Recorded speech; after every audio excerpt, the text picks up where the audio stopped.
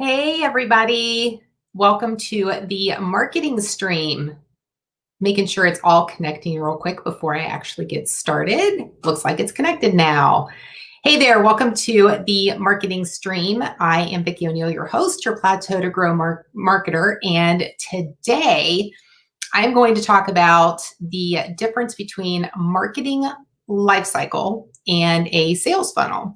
This is an extension or an addition to the podcast episode that I launched this week. I'm dedicating the entire week to marketing lifecycle and the sales funnel and talking a little bit about the differences between those two, which I'll go into in this episode. And I wanted to do this because the audio in a podcast is good for listening, but sometimes you just need that visual component to accompany it.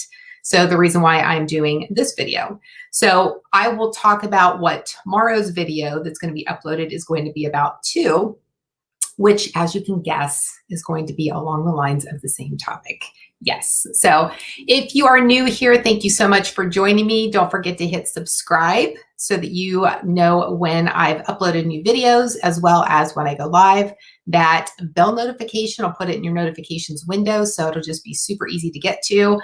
And if you've been here before, thank you so much for returning. I'm going to say hello to a couple of people that I know are already here because I was chatting with them before the show started. We've got Consult a Blind Guy. Thank you so much. He is multitasking today. He's watching my show, and Pat Flynn, who's also going live at the same time now. So I might change the time of the show. I'm not sure yet.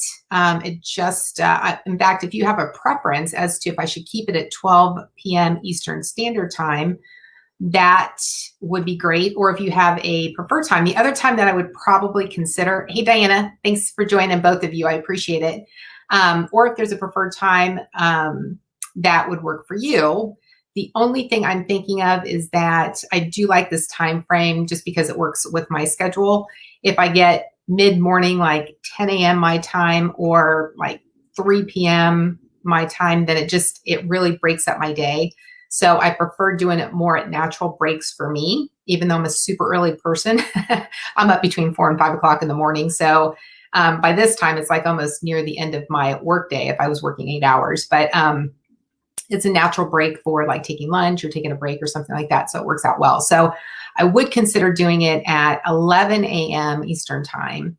That would probably work better for me than 1 p.m. Eastern time. And only reason being is because I just know myself. You know, it's important to have that self-awareness, and that I get really tired like around 1 o'clock, 2 o'clock in the afternoon. So I want to make sure that I am here, I'm fully present, and I'm fully energized for these live sessions. So if I do change it, I'll probably lean more towards the 11 a.m. But if you do have a preference, if I should keep it at the 12 p.m. Eastern Standard Time or move it back an hour, just so that, you know, people who are attending Pat Flynn's The Income Stream, it's around the same time. So I want to make sure that I'm creating the same opportunity for you to join over here if that is a preference. Michael, thank you so much for joining.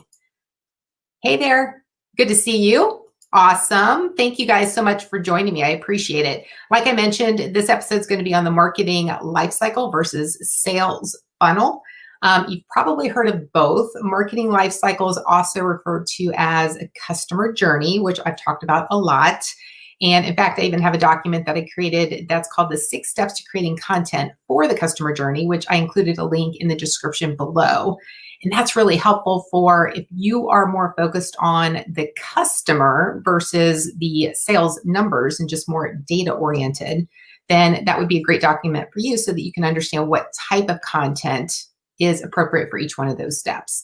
So I'm actually going to talk a little bit about that in this as well, but I do have some slides that I want to review with you guys just because I think this is more of a visual means. Obviously it's video, but I thought it would be helpful too just to have some additional pieces of information that you can visualize as this as well. So I'm going to switch it over to this and have this take over the screen.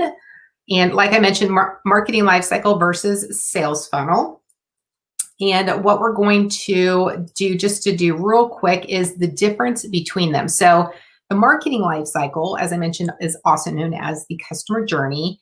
It's the customer's experience from the brand discovery, so the first time that they see you until the time that they purchase, but also it even goes beyond that. It goes into retention as well.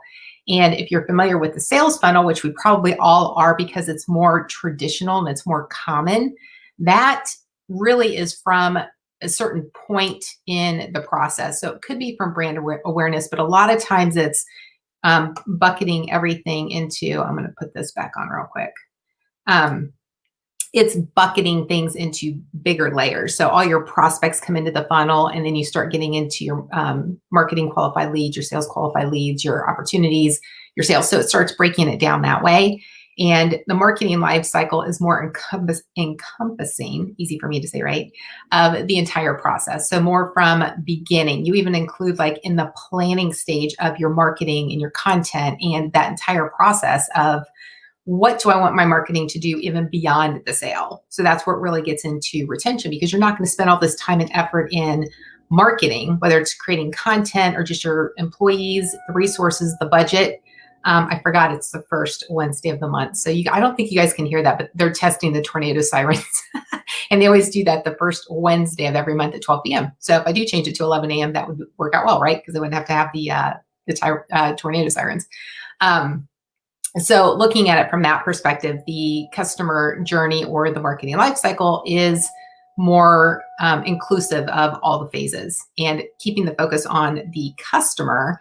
Then I believe that if you're focused more on the customer, then the numbers will result. Okay. So if you're focused more on the numbers, then you're more internal and you're more worried about, am I hitting my numbers?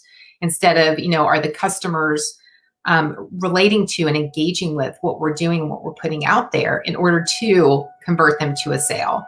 And then even though it stops, typically in a sales funnel, it stops at the sale. What happens to all that time and effort that you just invested in all of your marketing or all of your efforts in order to convert that person to choose you when they had other options, I'm sure, but then they chose you. So are you really going to stop and, discontinue the engagement and the communications and all that? Marketing needs to be involved in that process too, even if you have a separate customer success team or customer service team. That communication is important between those two, and that's why I focus more on the marketing lifecycle. I'm not saying one or the other is better, because if your sales funnel is working for you, then don't fix what's not broken, right? Just keep doing what you're doing.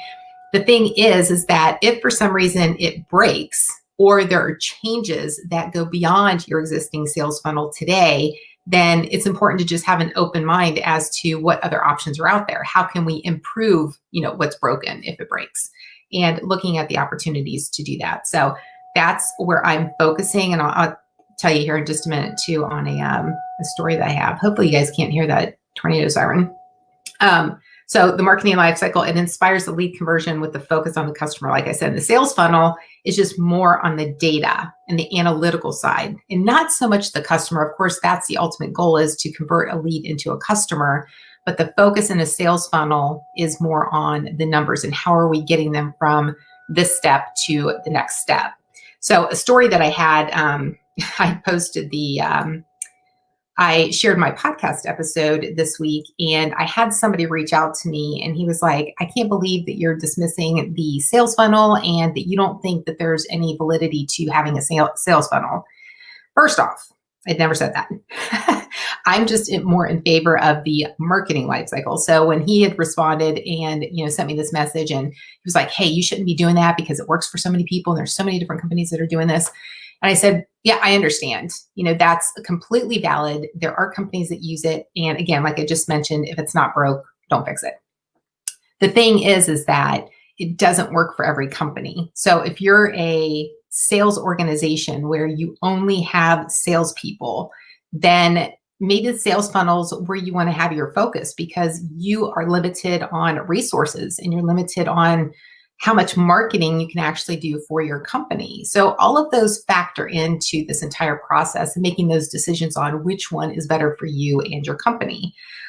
So I had just mentioned to him that, hey, we just need to be open to different possibilities. And I focus on this because that's my area of expertise. I'm a B2B marketer and I help businesses with their marketing so that they can grow their business.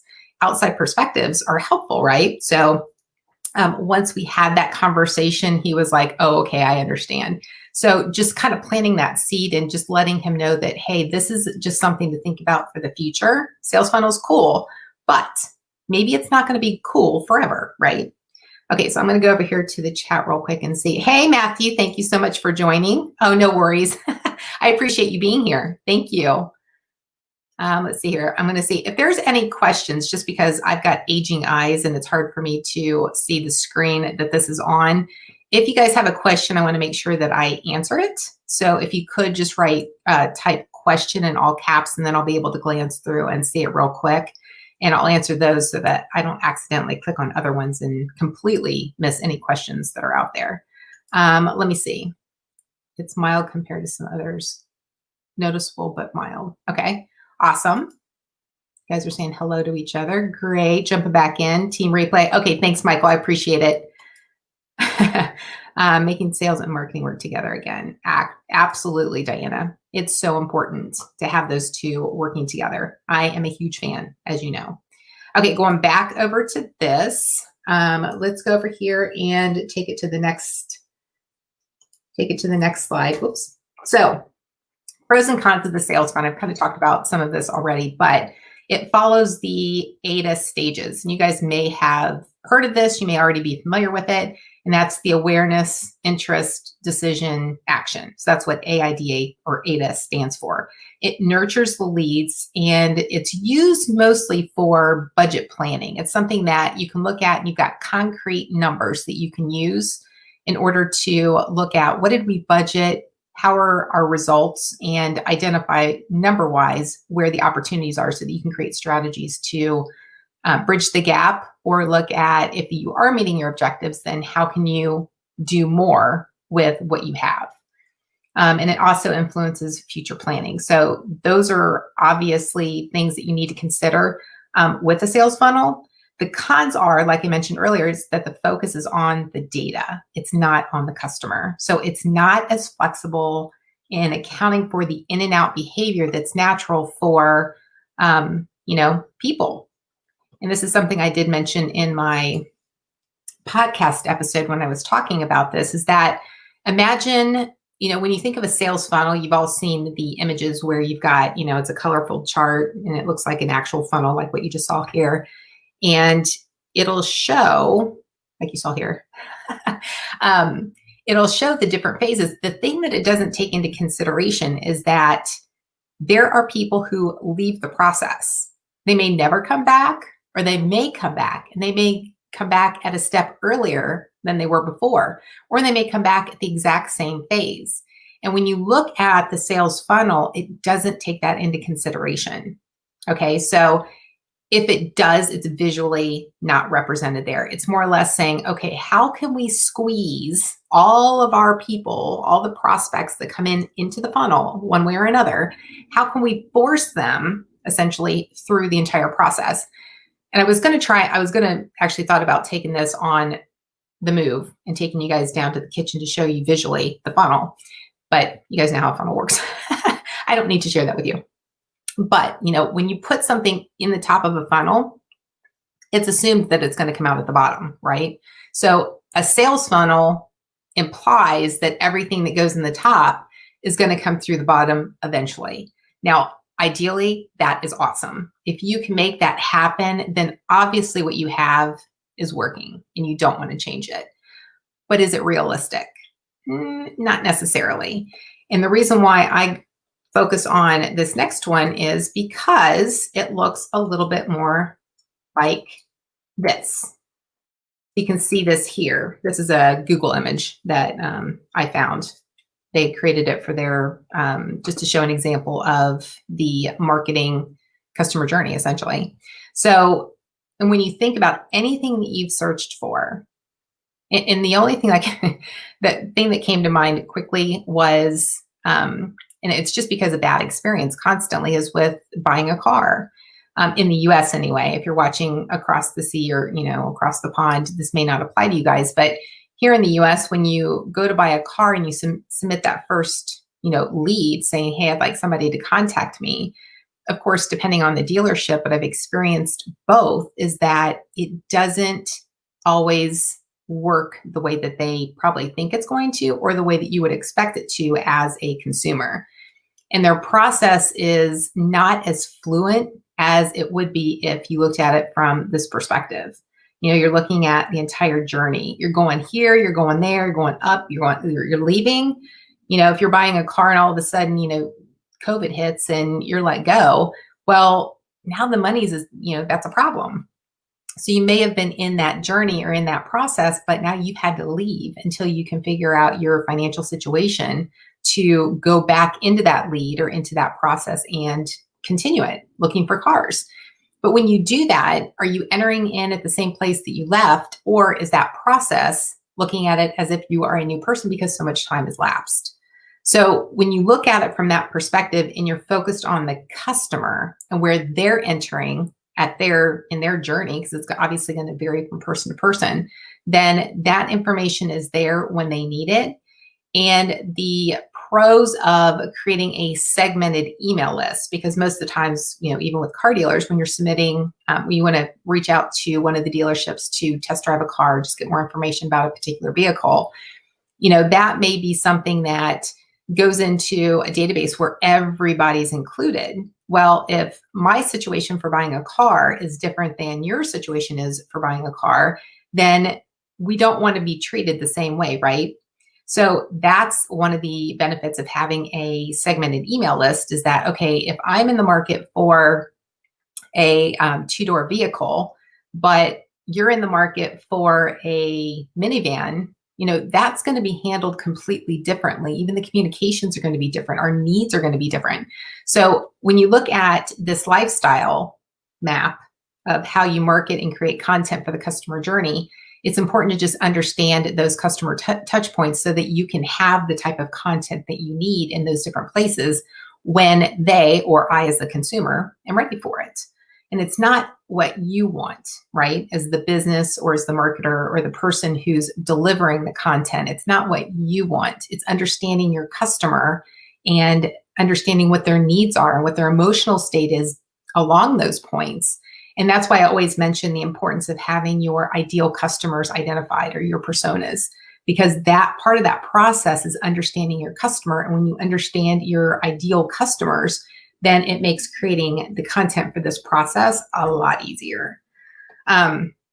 So it also focuses on beyond the sale. So you can just see here, obviously this is a very simplified map of this process, but once you have the purchase, then it actually continues. So it's even the retention part of it. And of course, that's what we all want. We spend so much time and effort in acquiring a new customer that we don't want them to leave, unless you're just the type of company that has a one-time purchase. And I know there's companies like that. But if you're in the business of upselling or keeping a customer and continuing to serve them in various ways, then it's important to have part of your marketing incorporated into a retention strategy. Okay, let me go back over to the chat real quick and see what I've got here. All right. Michael, is there a specific tool you use for sales funnels or just any website builder? There's different ones that you can use. I use HubSpot CRM. There's actually a free version of that. I've actually thought about doing a demo of how you can use the free version of HubSpot. They've got so many different capabilities that it can very quickly become overwhelming, but it's extremely helpful. And they're so good at incorporating the marketing and the sales side. And they even have the flow of the process included there as well. So, but it's super expensive. And that's, the free version is good enough for me where I am right now in my business. But if you're not sure, it's a great place to start and at least try it out, see if it works for you. I know that Diana and I were talking about different CRMs or different funnel type systems.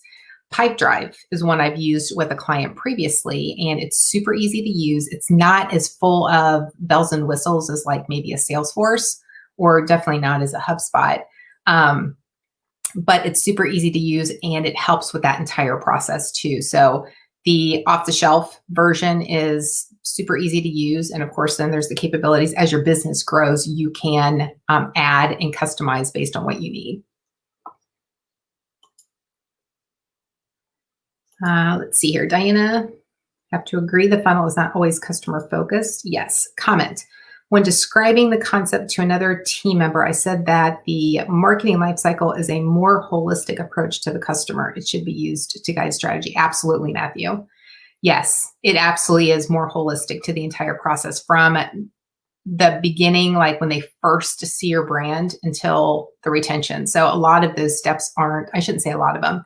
There are steps that aren't always included in a sales funnel. And yes, you are absolutely correct. It is definitely more holistic to the entire process. You're welcome. You're welcome, Michael. HubSpot overwhelmed me for sure. Yeah, it's got a lot. Oh, that's good to hear, Diane. I'm glad that you like Pipedrive. It is super easy to use. So it's a great place to start. So some of the cons, back to the marketing lifecycle, some of the cons are it's a lack of focus of sales data. So obviously you can still track the sales data, but if your focus is on the customer, then your data becomes secondary. So it really depends on, who's monitoring it, how you're going to use the information, because whether or not you're customer focused or you're sales focused or data focused, you still need to keep track of the metrics, right? You still need to understand what's going on in the entire process so that you can modify and revisit if you need to. And of course, if there's something that's working really well, then you want to know why it's working well so that you can replicate it in other stages if at all possible. Majority of the budget is focused on creating awareness. Most of it, when you're talking about the customer journey, since the customer is so important, if you look at your marketing budget, the biggest portion of your budget should actually be spent on the awareness phase of this entire journey. So there was some research, and I should have included the number here.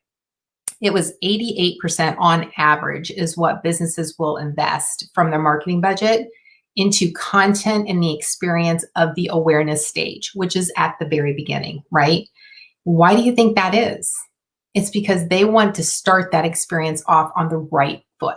They want to make sure that they're capturing them at the very beginning.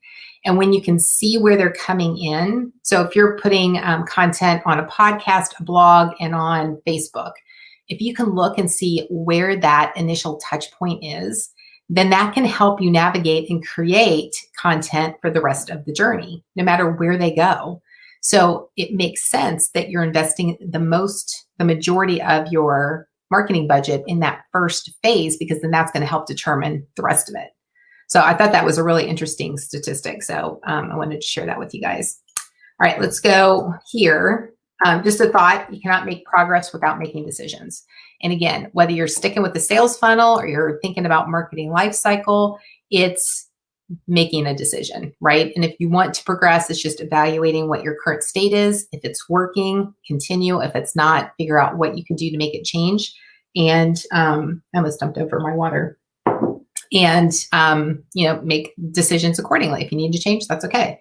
Do what works for your business. And again, that's why I was telling that one gentleman that, if sales funnels are working for you, keep doing that.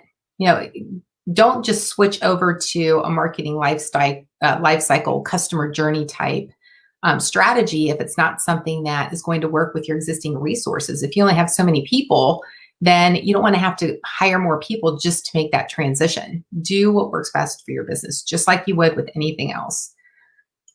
Okay, so here's what I thought. When I'm like, what's a visual comparison that I can make with this? So I thought this was funny because I was thinking of how are there different ways that you can visualize going in and out of someplace. And the first thing that came to mind was the crazy maze of IKEA. Have you guys been to an IKEA? It's crazy. So that's what this marketing lifecycle one is that you can see here. I'm going to make this bigger so you guys can see this. You can see here, obviously this is a blueprint, so there's different verbiage on here, but you can see that by going up the stairs, there's different places. You can go into different rooms. And if you guys have been there, it's just like, there's a walkway, the pathway that goes like this. The point is to this is that it's not like this. where everybody's going through the same point, leaving the same point. This is more realistic in that even if I'm here, and let's just say this is the awareness stage, I can leave and then I can always come back here. Or I can leave. And then if I'm like, I've talked to people elsewhere, but now I want to go in here. It's that there are different places where you can leave and re-enter into the overall process. And why that's important for a business owner or a marketer is that helps us create content for that particular stage. So if I'm in the awareness and I'm like, okay, cool, I know who Vicki O'Neill is now.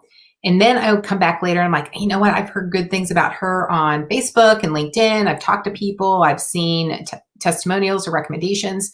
Now maybe they're entering in later into that phase and they bypassed all the content from before. And now they're coming in later on and trying to make a decision or weighing options, me and whoever else.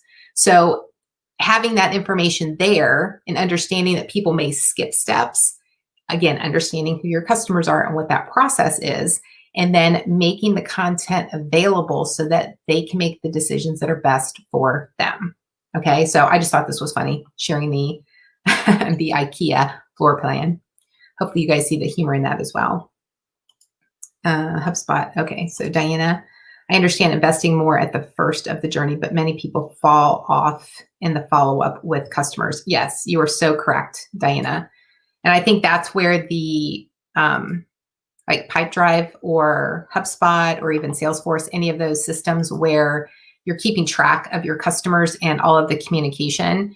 When you have something like that, and I love this part, this was something I put into place first off when I first went into sales, and we were using Salesforce.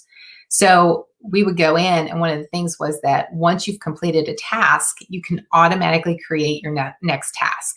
So even if that person said no, then my next task wasn't close it out, that it's a completely done possibility. It was follow up with them in this time frame and then refer back to here. So it was more of it was more cyclical, and it was referring so that I could very easily determine what the reason was, why I've got this follow-up and what that conversation was too, so that I could be more educated in re-entering that process with them at that time, but always have a follow-up.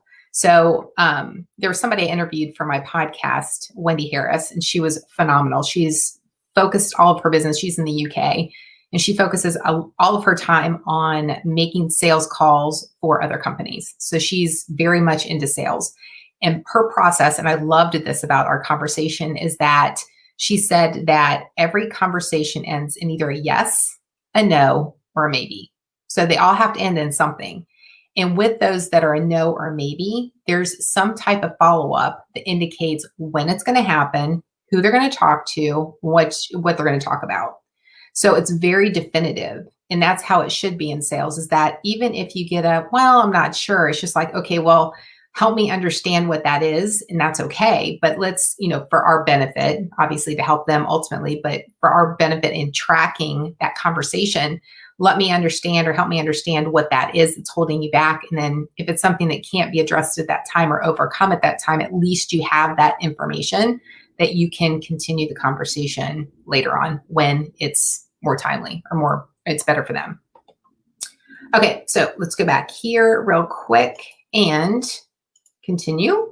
So would you rather, put in the comments if you would rather focus on the customer, type red, or if you'd rather focus on the data or the sales funnel, type black. Let me know your preference. I got this off of those are my questions, obviously, but I like the game Would You Rather, where you do two different options. It's just fun. Okay, so this is what I'm going to be talking about in my video tomorrow. So if you are interested in this process and you like what we're talking about here, if you listened to the podcast episode this week, if you've even had any interest or looked at the 6 steps to creating the customer journey document that I created, I'm going to go into that a little bit more with different tips on how to, the different types of content that can be broken up for these different phases right here. So define, know, like, trust, buy, and retain. Those are the 6 steps that I have in my process. And in addition to that, I was trying to find the right word, in that document that I've already created, there are different types of content that you can use along those different steps in their journey. So I'm going to be reviewing that in a little bit more detail so that you guys have something all together and they'll refer back to each other. If you're watching the replay, if you're watching this after September 3rd, then I will have the link to that. Oh, you can't see it. It'll be, I don't know, up in one of these corners. I'll link to it there too, but then I'll also put the link in the description so it'll be easy for you guys to access. So that'll be posted tomorrow. If you aren't subscribed, go ahead and do that now. Hit the bell notification. Again, that'll list it in your notifications window on YouTube. So you won't have to go searching for it, or you won't have to go under your subscriptions tab to find it amongst all the other videos that or people that you're subscribed to. So yeah, so I'll be doing that tomorrow. So the question is, is there a winner? Is it the sales funnel? Is it the marketing life cycle? And I think it already is very clear that there is no apparent winner. It's just whatever works best for your business and where you are in your business, what resources you have available to help work on your marketing materials, your marketing process, your customers, or if you need to stay strictly focused on sales and working those numbers. So the point to this, keep an open mind that if something breaks along the way, that there are other options. And you can help that process even without hiring additional resources if you have people on staff who are open to change and making this change happen. That's really what it all boils down to. So again, I wonder why that didn't come through. Reminders, subscribe if you aren't already. If you are, thank you so much. I appreciate it. Hit the like button if you liked this video and share it with your social media audience, or there's an option there too. Once you click share, it's not shown here, but if you arrow over, here, let me maximize this just so you can see it. If you arrow over, there's an arrow right here. There's an option that you can email it. So it'll give you the link and you can email it to people as well. And then also set a reminder for the next one next week. And then if you're subscribed and hit the bell notification, then you'll be notified when I do the one tomorrow. So that is all. If you guys have, thank you for doing that. I see red, I see red, I see red. Awesome. So you guys are along the same way that I was too. Did you like how I kind of sung that answer?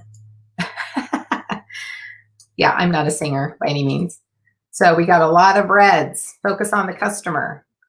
Thank you. Yes, that is key.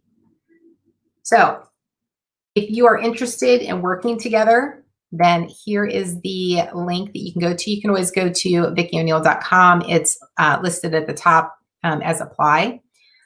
This just goes through the process, provides some of that information up front, what the project is, how you're interested in working together, what your budget is, what your time frame is, because all of that's important for project management purposes. So if that's something that you're interested in, don't hesitate to reach out to me. All of my social links are there too. And of course, if you're watching this video and just want to leave a comment, a question in the comments, I always respond to those as soon as I see them. So thank you so much for being here. Michael, Diana, Matt, Consult a Blind Guy, Andrew, I appreciate you all. And if you're watching the replay, thank you so much for your time and investing it in this content. I appreciate you being here. And until next time, make today great.